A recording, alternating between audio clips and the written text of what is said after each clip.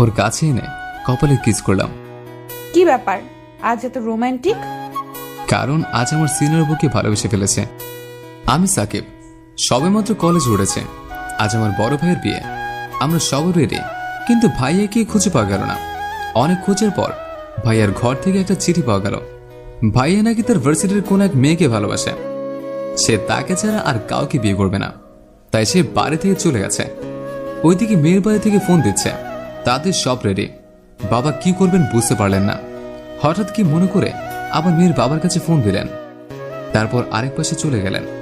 তাদের ভেতর কি কথা হলো আমরা শুনতে পেলাম। কথা বলার শেষে বাবা ভাইয়ের পাঞ্জাবি পায়জামা বিয়ের পাগড়ি নিয়ে এসে আমাকে দিয়ে বললেন, এগুলো পরে এসো। মানে কি বাবা? এগুলো পড়বো কেন? কারণ এই বিয়ে এখন তুমি করবে। কি আমি বিয়ে করব? আমার তো বিয়ের বয়সই হয়নি। তাছাড়া বিয়ে করে বউকে খাওয়াবো কি?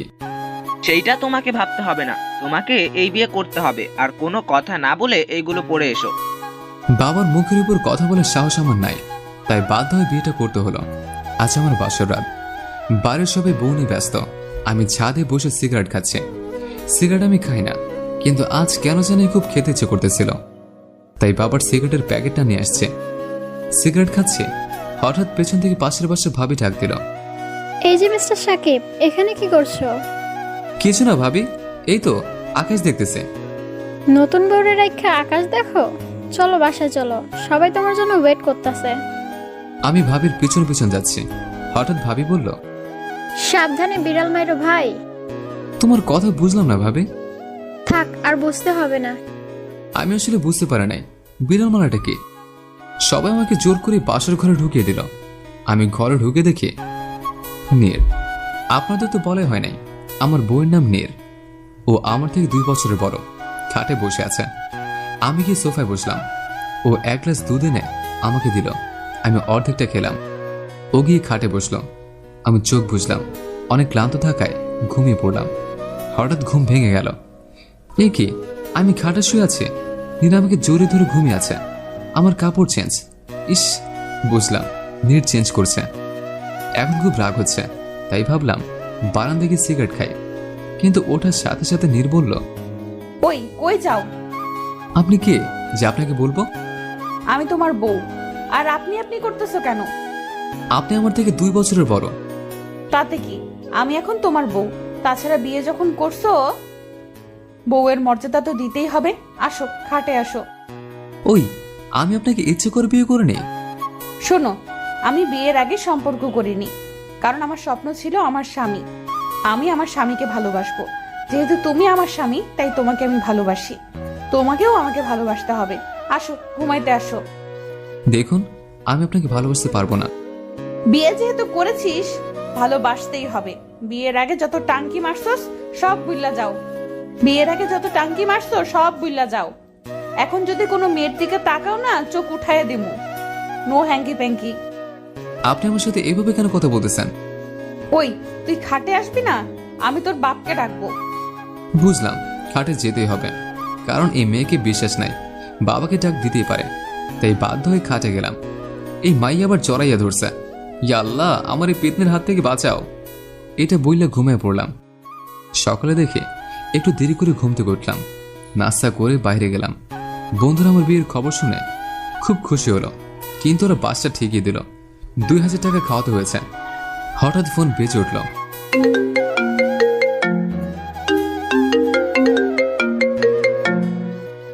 দেখি আননোন নাম্বার। আমি আননোন নাম্বার কল রিসিভ করে না। পরপর 3 বার রিং হওয়ার পর কল রিসিভ করলাম। কোথায় তুমি? কে আপনি? আমি তোমার বউ। তাড়াতাড়ি বাসায় আসো, বাবার বাড়িতে যাব। তো যান, আমি এসে কি করব? আপনার বাবার বাড়ি আপনি যাবেন, তাতে আমার কি? তুমি যাবে না? আমি কোথাও যাব না। এই বলে ফোন কেটে দিলাম। কিছুক্ষণ পর আবার ফোন বেজে উঠল।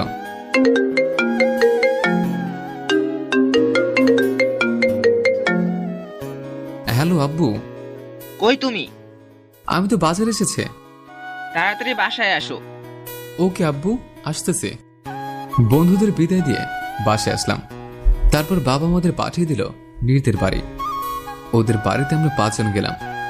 আমি, আমার কাজিন ফারাবি, শুভ, অধরা আর কুমো। যাই হোক, ওদের বাড়ি যেতে যেতে রাত হয়ে গেল। রাতে খাওয়া দাওয়ার বিশাল আয়োজন করলাম। খাওয়া শেষে আমাকে একটা রুমে বসিয়ে রাখা হলো। শালার কাজিনগুলোকে নিয়ে আসলাম সময় কাটানোর জন্য, আর তারা গল্প মারতেছে। একা বসে বোরিং ফিল করতেছিলাম। তখন আমার কিছু শালি আসলাম। কেমন আছেন দুলা ভাই? জি ভালো, আপনারা? আমরাও আছি ভালোই। একা একা ভালো লাগতেছে না, তাই না? আপুকে পাঠাবো? আরে না, আমি ঠিক আছে। দুলা ভাই, আপনি কিন্তু দেখতে অনেক স্মার্ট। আপনার সাথে আমার আপুর বিয়ে না হলে আমি আপনার সাথে প্রেম করতাম। আপনি দেখতে অনেক সুন্দর। আচ্ছা ভাইয়া, তবে আমরা উঠি, টেনশন করেন না, আপনার বউকে পাঠাচ্ছি। এই কথা বলে ওরা চলে গেল। কিছুক্ষণ পর নীর আসলো, এসে দরজা লাগিয়ে দিল। তারপর আমাকে খাটের উপর ফেলে দিয়ে আমার উপর উঠে বলল, ভালোই তো ফেসবুকে প্রেম করতে পারো, এখন বউকে ভালোবাসতে পারো না? মানে কি? আপনি আমার ফোন কেন ধরছেন? আপনি আমার উপর থেকে সরুন। আমি ধরতেই পারি, কারণ আমি তোমার বউ, আমি সব ধরতে পারি। এই বলে ও আমাকে কিস করা শুরু করলো। ফার্স্ট টাইম আমি এরকম ফিলিংসটা পেলাম। রিয়েলি আমার কেমন যেন ফিলিংসটা হলো। মনে হলো আমি কোথাও হারিয়ে যাচ্ছি। ঠক ঠক দরজায় কেউ করা নাড়ছে। ও উঠে দরজা খুলতে গেল। শালিটা এসেছে। ভাইয়া সরি, আমরা বুঝতে পারি নাই। কি দুলা ভাই, ডিস্টার্ব করলাম নাকি? না না, ভিতরে আসুন। না ভাইয়া, আসবো না। গুড নাইট ভাইয়া। ওরা চলে গেল।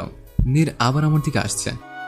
দেখুন, আমি বাচ্চা ছেলে, আমার সাথে এরকম করবেন না। তুমি বাচ্চা ছেলে? ফেসবুকে তো ঠিকই রোম্যান্স করতে পারো, নিজের বউয়ের সাথে করতে পারো না? দেখুন, কোনো দেখা দেখি নেই, যা হবার সরাসরি হবে। এই মেয়ের হাত থেকে বাঁচা ইম্পসিবল। যাই হোক, কোনো মতো রাতটা কাটিয়ে দিলাম। পরের দিন ওসব আত্মীয়রা আমাকে দেখতে আসলো। সবার সাথে একে একে পরিচয় করে দিল। ওদের ওখানে 2 দিন ছিলাম। 2 দিনে খুব আদর যত্ন করেছে ওরা। বাড়িতে আসার পথে ও ফুচকা খেতে চাইল। এই যে আমি ফুচকা খাবো। ওই, আপনি ফুচকা খেতে চাইলে তাতে আমার কি? জান না, কে আসুন। ওই, তুমি সব সময় এরকম করো কেন? আমাকে কি তুমি মেনে নিতে পারোনি? না, পারিনি। মেনে তো নিবাই, তারপর? কি তারপর বলুন? থাক, আগে ফুচকা খাবো, চলো আমাকে ফুচকা খাওয়াবা। বাধ্য হয়ে ফুচকা খাওয়ালাম। যাই হোক, বাড়িতে আসলাম। আমি একটু বাইরে গেলাম ফ্রেন্ডসদের সাথে দেখা করতে। বন্ধুরা আমাকে বলল, কিরে, বিয়ে করে বউ পাগল হয়ে গেলি? আরে না, বউ পাগলা কেন হব, এমনি ওদের বাড়িতে গিয়েছিলাম। ভাই তোর কপাল, শালা আমাদের কপাল। ভালোই মজায় আছো, শ্বশুর বাড়ি যাচ্ছ। বেটা বিয়ে তো করো নাই, মজা মনে করতাছ। বিয়ে করো, তারপর বুঝবা কত ধানে কত চাল।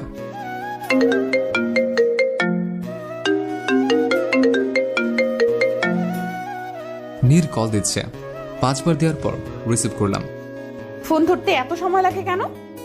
না মানে মানে কি, রাত 11টা বাজে, এখনো বাহিরে? তাড়াতাড়ি বাসায় আসো। ফোনটা কেটে দিয়ে আড্ডায় মন দিলাম। আবার আব্বুর ফোন দিল।